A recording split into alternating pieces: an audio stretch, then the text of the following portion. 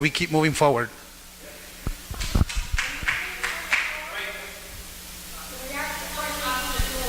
Sure. I mean, I got to head back to Orange County, but go ahead.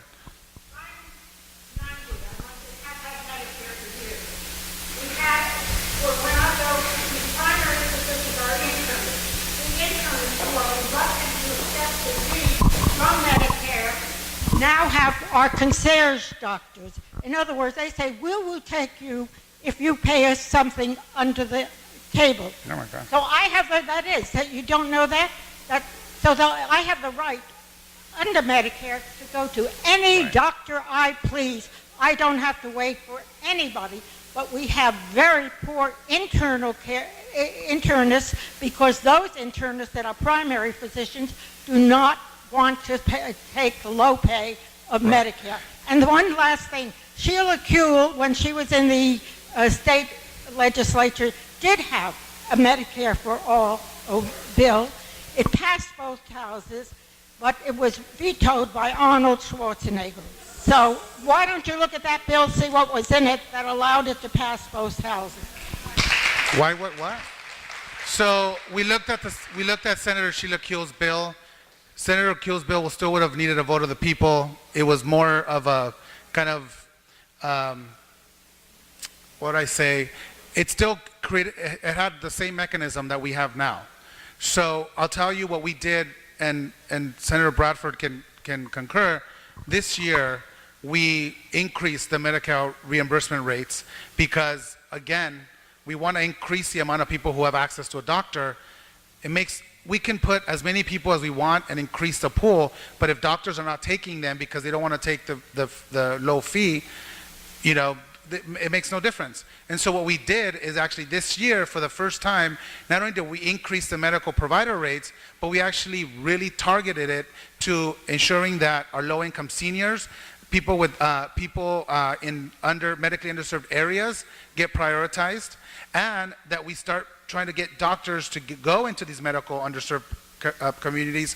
We also, what we did too, because we know when we get this done, we're not going to have enough doctors and nurses to be able to meet the demand. So we increased our residency slots in California, and also we want to make sure that the residencies are being done in low-income, underserved areas, because the study shows if a young doctor does a residency in a certain community, they actually stay in that community. And so we did that this year for the first time as well.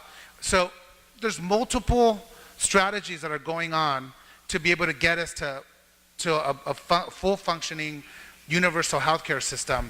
But we're putting it all together. So we did the reimbursement rates, we did the medical residency slots, and we also want to make sure we have enough nurses and medical professionals to be able to meet this new demand, right? Oh, wait a second. So how we would fund the system?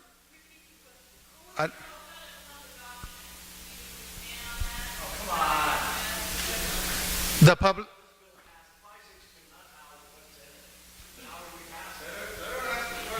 Yeah, that's rude. Yes. So the public option is pretty much what we call universal health care, which is a healthcare system for everyone in the state, regardless of your income, regardless of your immigration status. Everybody will have access, just as every other industrialized country that we compete with has. So just like in Australia, you have access to care. You'll have access to be able to get medication, x-rays, get the full scope of services, and it is through taxation that everybody pays to be able to cover your care. And so that is what we say when we say public option. It's public option universal health care. It's just it's a public right. The public pays for it so that everybody has access to care. That's what we mean by public option. No. I'm talking all about the same thing. About 562 universal health care. I don't want to manage the questions because I don't want to leave people alone. You had something over there. Okay. Yeah. Well, I think it's about time. I think he's answered us as best he can. The idea is he's going to keep on fighting, Absolutely. finding a way to fund it. It's finding the funding mechanism. Thank you. Thank you. Thank you.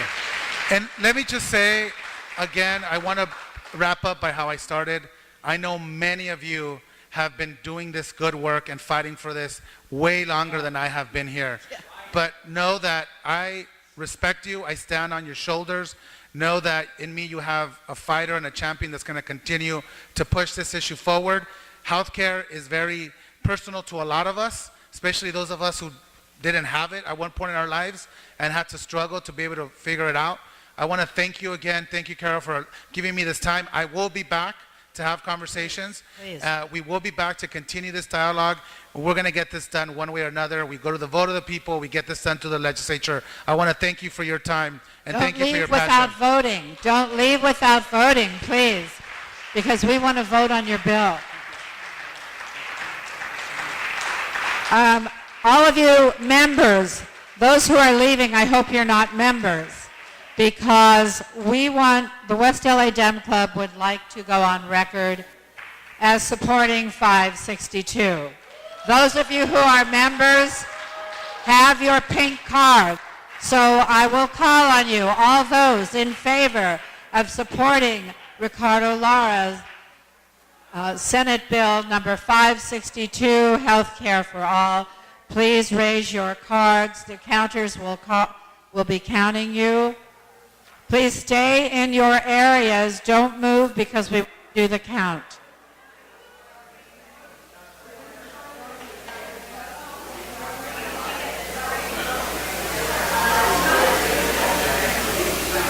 Those of you without the pink cards means you haven't joined our club. And maybe it's time. No, 45 days. Pardon? You have to have been a member for 45 days to vote on anything from the club. But thank you for joining. According to our bylaws, yeah. But thank you for your support. All right, all those opposed to supporting 562, please raise your cards. All those opposed to 562, please raise your cards. You can do it. I understand why. Got the count? Do you have the count? Somebody? Ingrid, do you have the count? All those abstaining to passing for the club supporting SB 562, raise your cards.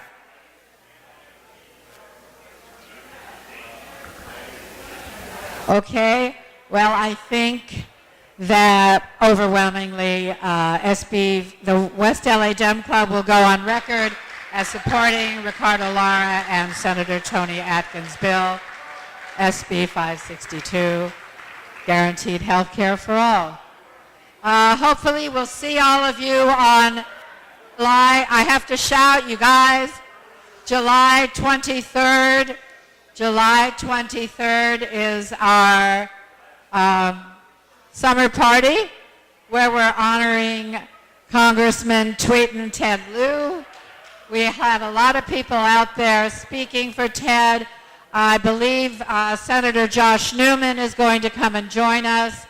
Also, we have this terrific young woman, Katie Hill, who's running against Steve Knight in SD 25, and she's going to come out and introduce herself to us.